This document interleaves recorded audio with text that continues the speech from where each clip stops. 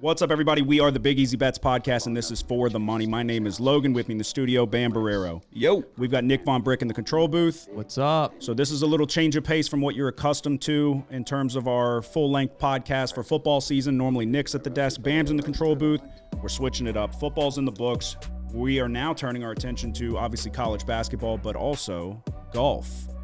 And would you classify yourself as the golf expert in the room? Would you classify yourself as the best golfer in the room? Probably yes. Physically. Physically? What do you, mentally? You putting mentally into the equation?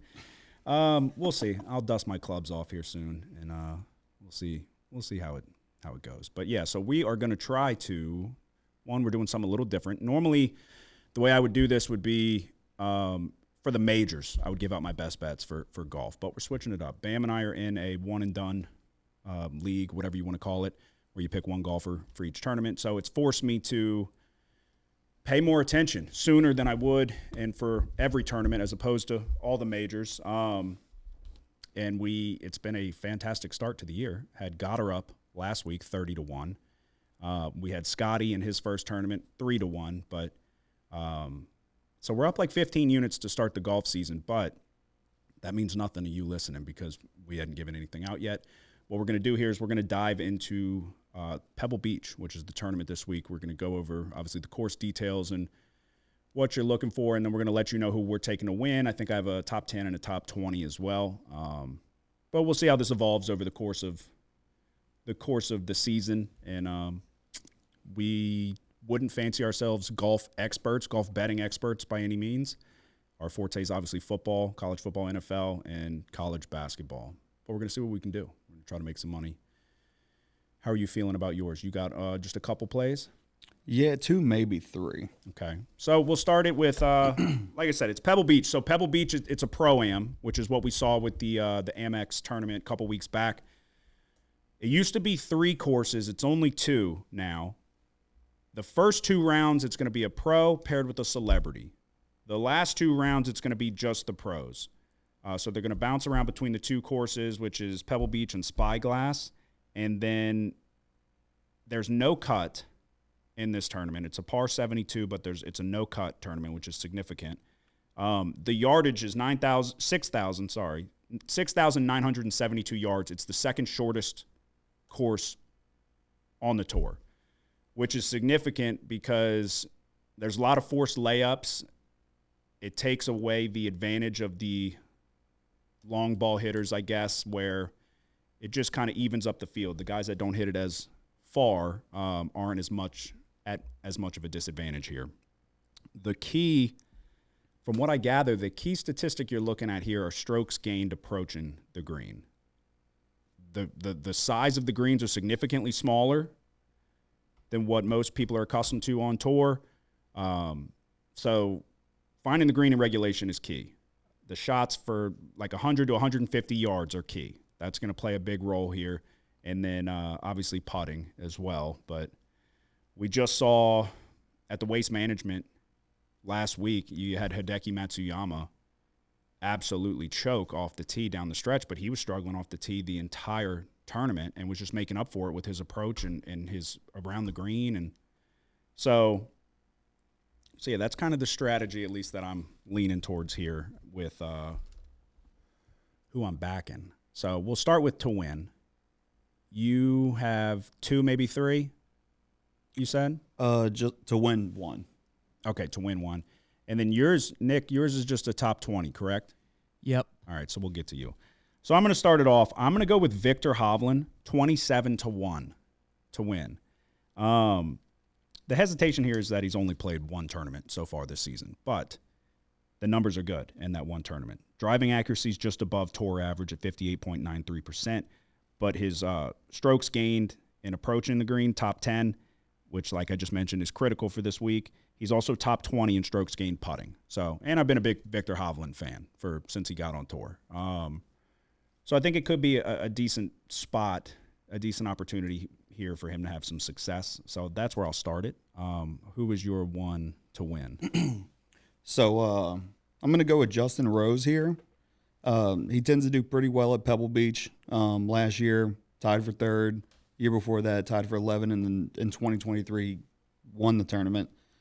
As for this year, he missed the cut in the first tournament he played, but there's no cut in this tournament, so anybody's ball game. But the last tournament he played in, he won the Farmers Insurance Open. Yeah, I didn't even know he missed the cut. What did he miss the cut?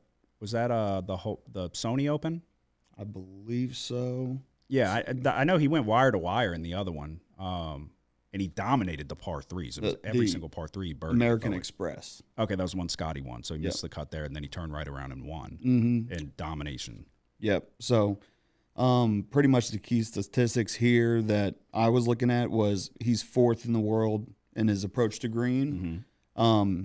He's 3rd in the world in greens in regulation. So small greens, got to be able to hit them. And then he's also 3rd in the world in birdie average.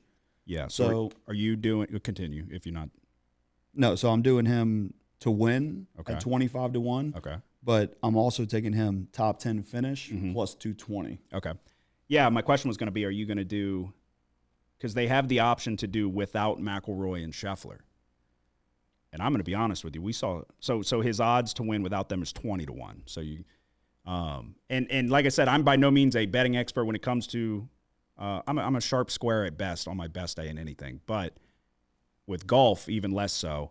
It may be like a horrible move to do the without Scotty and McIlroy tab. Like there may be the professional gamblers might tell you that's a no-no. But so if he comes in sole 3rd behind them two, yeah, say if Scotty, he yes, he would win. You would win your bet, yeah. Okay. So it just takes them out of the equation, but you got to quantify how much is that worth. So you're getting 25-1 with them in the mix. Without them, you're getting 20-1. So a significant drop, but I'll tell you what, Scotty Scheffler had a goddamn terrible round to start the Waste Management Phoenix Open, and then nearly came back and won the damn thing. So, and it's hard to not bet Scotty because on a course where it's super critical in finding the green in regulation and your approach from that 100, 150-yard range, Scotty Scheffler's the fucking best at it. So maybe we're overthinking this and we should just put all our money in a pot and bet it on Scotty, but yeah. So that was going to be my question. I didn't know if you were going with or without him. My Victor Hovland one is not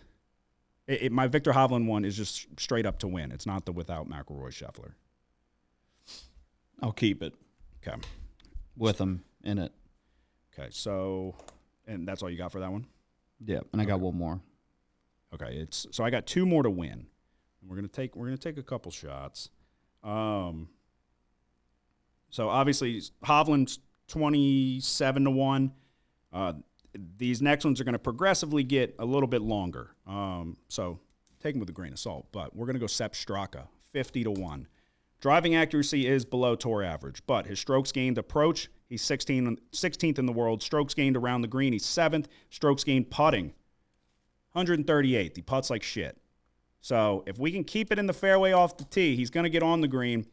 It's tough greens to putt on. We just got to avoid 3 putts, and maybe we can see Sepp Straka hang around here. I think he's done well here in the past, and the metrics that I've had my eyes on going into this tournament, he checks out in. So, and then the last one, get an updated number just to make sure. I've got one more to win, and we are going to go, if I can find it. There we go. Okay, we're going to go Sahith Theegala, 80-1. So he's 142nd. And strokes gained off the tee. He struggles to find the fairway off the tee. Strokes gained in his approach, he's 61st. But strokes gained around the green, he's 10th. Strokes gained putting, he's 14th.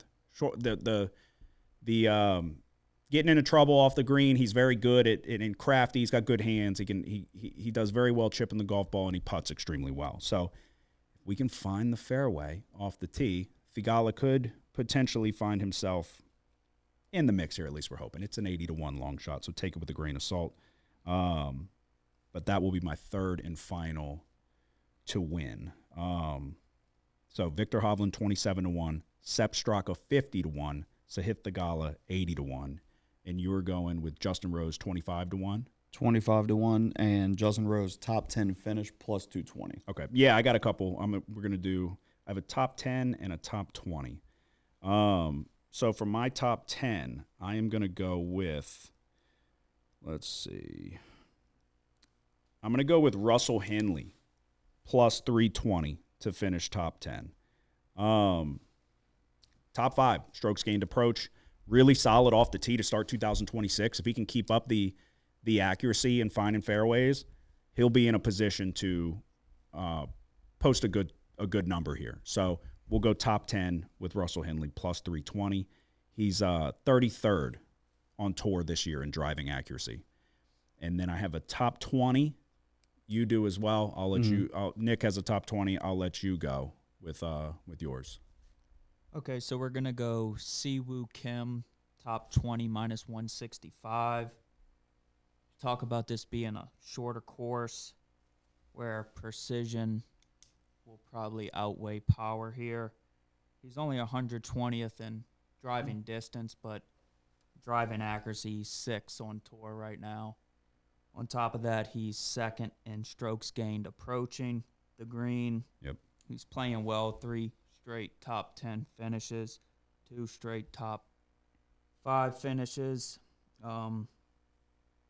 The other tournament he played, he's played in all 4. He finished 11th.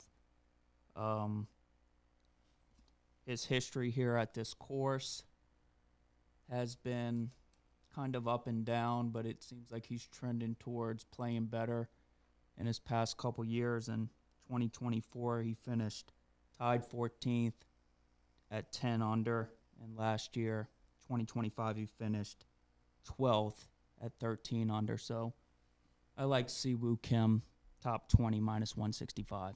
Yeah, I think it's I totally get the logic there because he's playing incredible to start this year. And this is, like I mentioned earlier, this is a tournament where, as you said, he doesn't hit it far, but he finds the fairway pretty much better than anybody else in the world right now. If he can keep that up, he's going to certainly be in contention, as he's been in contention at all these tournaments. But this is a course where there's a lot of forced layups, and you're going to see a lot of people hitting 3-wood or 5-wood off the tee instead of driver, because it just doesn't call for a long drive as much as most courses. So there's certainly the logic there. And the worry, but you're not doing them to win, you're doing them top 20. The worry when taking somebody like Siwoo to win is I think he's played every single tournament this year. So at some point, do you see some fatigue and it just a drop off in performance because he's gone nonstop to start the season. So I have a top 20. I'm going to go Jake Knapp plus 135. I was thinking about that. Let's do it. I'll retail it. I think same thing. I just think it's Jake Knapp's playing well to start the year, and he's been in contention, and we're still very early into the season. So, but I think he's impressed me. You mentioned him to me last year. I kept an eye on him. I know everybody raves about his swing being smooth and all of that, but yeah, I think Jake Knapp's playing well enough that it's worth a look at a top 20 here at plus 135. Do you have anything else? Yeah, I have so top 20 finish. I'm going Jason Day. Okay, I like that. Plus 115. So the statistics that I was looking at, putting 15th in the world. Yeah, and he's incredible. He in my opinion, he's probably better than 15th, but that's probably you're saying strokes gained. Yeah, strokes gained, he's 15th. He's fucking really good with the putter. Yeah, so 15th in putting, 6th in approach to green, and he's 14th in green and regulation percentage. Yeah, that's gonna be a big one. But also at Pebble Beach in the past, his past 2 showings at Pebble Beach, he went T13, T6. Yeah. And at Plus Money.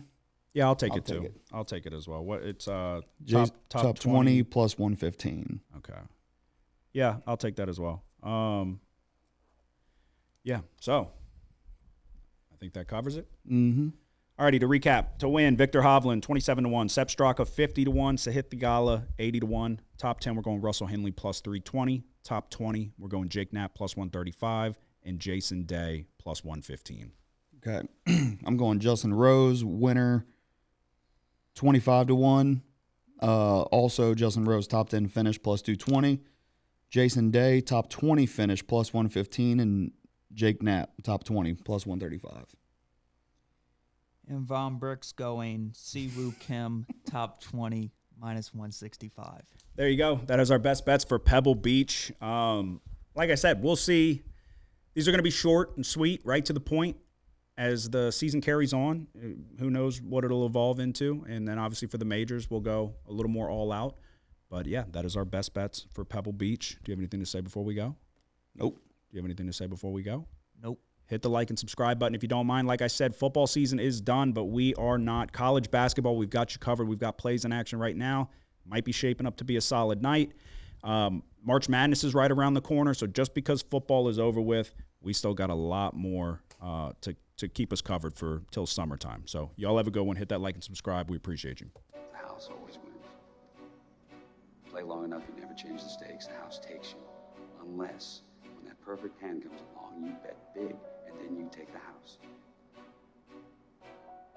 I've been practicing this pitch. A little bit. Did I rush it? Felt like I rushed. That was good. I liked it.